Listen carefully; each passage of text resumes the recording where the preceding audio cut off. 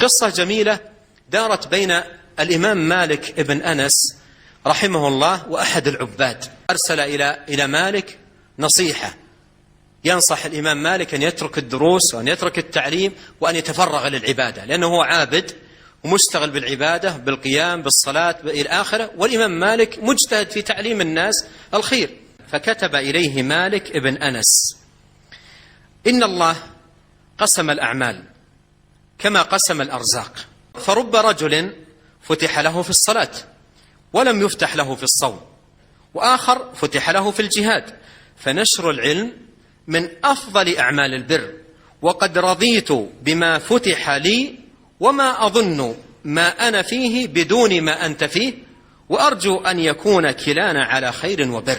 انظر كلام العالم، قال وأرجو أن يكون كلانا على خير وبر. أيضا هذا العالم لم يقل أنت ما تفهم أو أنت ما عندك مثل ما عندي من العلم وأنت أمرك أهون بل قال له كلام جميل متواضع، ختمه بقوله وأرجو أن يكون كلانا على خير وبر. أنا على خير وأنت على خير، لكن الخير الذي أنا فيه أرى أنه أعظم. لماذا؟ لأن نفعه متعدي، بخلاف العابد نفعه قاصر عليه.